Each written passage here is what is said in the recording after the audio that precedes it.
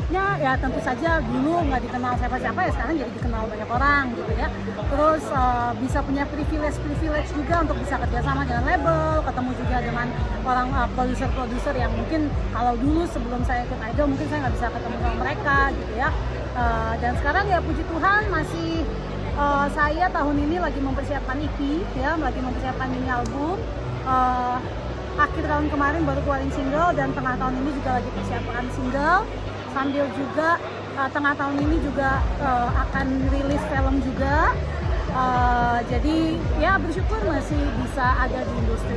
Wah, luar biasa banget. Tapi ingat gak sih Kak, dulu sebelum ikut ajang pencarian bakat itu kita boleh tahu gak sih Kak seperti apa Kakak, kehidupannya seperti apa, kita tahu gak sih?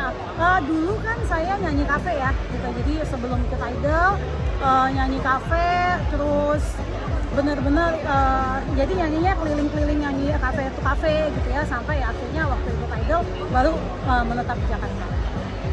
Nyangka gak sih Kak sampai sekarang mau rilis lagu lagi, mau main film, nyangka gak sih Kak? Enggak. Ya aku kemarin ambil waktu awal tahun ya, biasa awal tahun tuh saya banyak ambil waktu untuk refleksi, untuk doa gitu ya. Saya mikir wow Tuhan, kayak nggak nyangka Tuhan bawa sejauh ini gitu.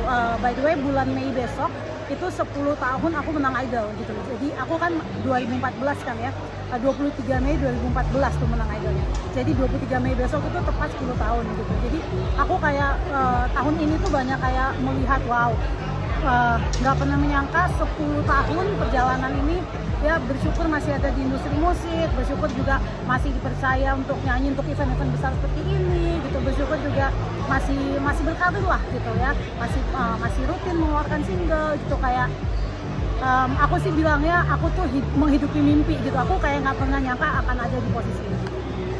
Nah, 10 tahun itu pencapaian apa aja sih Kak yang udah tercapai, dan inget gak pertama kali banget pencapaian sederhana apa yang Kakak tuh kayak bersyukur banget bisa dapetin pertama kali? Oke, ya kalau pencapaian ya 2014 itu ya menang Idol, terus aku ingat pertama kali dulu nyanyi diiringin sama Devi Foster gitu. Itu rasanya kayak wah ini mimpi apa enggak ya gitu ya, gila Devi Foster nyanyi diiringin Devi Foster gitu. Terus banyak hal juga kayak nyanyi depan presiden gitu ya, kayak PON Papua kemarin juga perform juga sebagai opening gitu. Terus aku akhir tahun lalu dipercaya untuk main di filmnya Kak Ari Kriting ya, film produsernya Ko Ernest gitu.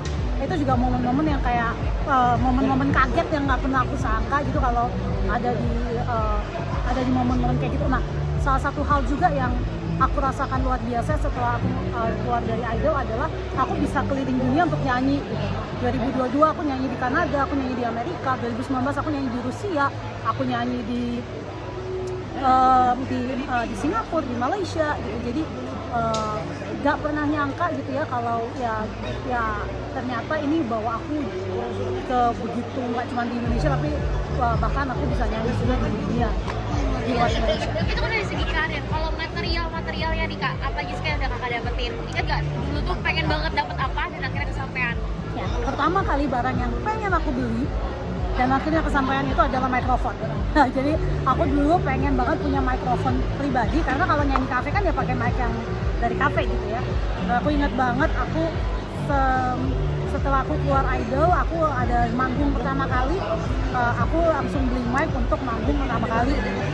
Dan wah itu kayak itu sampai hari ini itu hal yang berharga banget gitu. Kayak nggak pernah nyangka bisa punya mikrofon sendiri gitu ya. Selain waktu itu kan juaranya Idol kan dapat mobil gitu ya, aku juga nggak nyangka punya mobil pribadi. Akhirnya puji Tuhan nabung bisa punya rumah gitu ya. Jadi makanya aku bilang aku kayak ya living my dream gitu, nggak pernah ngebayangin kalau dia punya hidup seperti itu. Karena aku kan cuman anak sederhana yang lahir di Papua gitu ya, hidupku sangat sederhana gitu aja. Aku dan orang tua aku dari kecil kami naik motor kemana-mana, jadi bisa punya hal yang Tuhan kasih baik berupa materi, itu hal yang bagi aku ya sebuah mimpi yang jadi nyata. Sesederhana apa sih Kak hidup yang dulu pas yang di Papua itu? Papa saya kan pendeta ya, papa saya pendeta, terus kami waktu kecil ya tinggalnya di kota kecil banget namanya Wamena gitu ya. Jadi masa kecil saya tuh sederhana tapi saya bahagia banget gitu, kayak kita ke sungai cari ikan, kita masuk ke hutan gitu ya kan, zaman segitu juga nggak ada gadget gitu kan, jadi kayak kalau kita pergi orang tua saya, papa saya naik motor, terus saya di depan, adik saya di belakang, terus adik saya yang bungsu digendong mama di belakang, jadi kita satu motor 5 orang gitu. Itu kayaknya kalau sekarang dipikir-pikir, wah gila banget dulu bisa kayak gitu ya, tapi itu hal-hal sederhana yang hari ini sangat saya syukuri. Berarti dulu belalang buana di hutan, sekarang tuh bisa sampai luar negeri ya kan, dunia bahkan. Nah, negara apa Kak yang pertama kali Kakak tuh nggak nyangka akan ke sana? UK. Jadi ya London. Aku jadi pertama kali habis menang Idol, salah satu hadiahnya itu adalah kita recording di Manchester di UK gitu. Jadi negara pertama yang aku pergi keluar dari Indonesia tuh UK.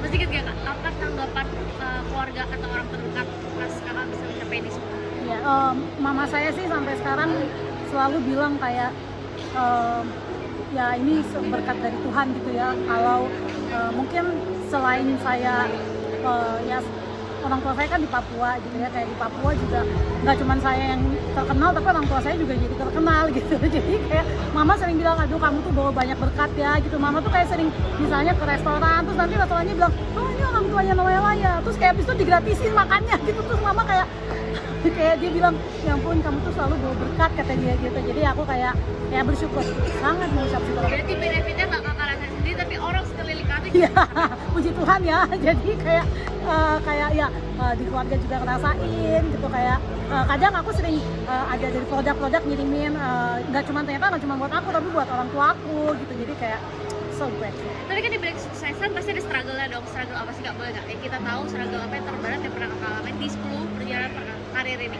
Oke, aku pernah kayak depresi di tahun 2021 sampai aku ke konselor dan aku akhirnya dibantu juga waktu itu di konseling gitu, karena waktu itu ternyata ada hal-hal di masa lalu yang belum beres yang akhirnya ketika aku ke konselor kemudian akhirnya diberesin. Tapi itu jadi dulu sering banyak hal-hal kayak aku kan orangnya sangat insecure ya, sangat tidak percaya diri, jadi itu sangat ngefek gitu. Jadi misalnya ada hal yang nggak tercapai, aku tuh bisa down banget gitu. Dulu kan kalau ngeluarin single, aduh lagu aku kok nggak hits di radio, itu jadi drop banget, itu jadi apa namanya, compare diri sama penyanyi lain, jadi menyalahkan diri, jadi kok gue gini banget gitu ya. Tapi ya momen aku yang depresi 2021 itu justru malah akhirnya kayak sebuah cara Tuhan untuk aku ketemu konselor, kemudian aku disehatkan secara mental, akhirnya aku malah bisa menerima diriku, dan akhirnya dari situ aku istilahnya secara emosional dan mental tuh ada punya kebangkitannya gitu.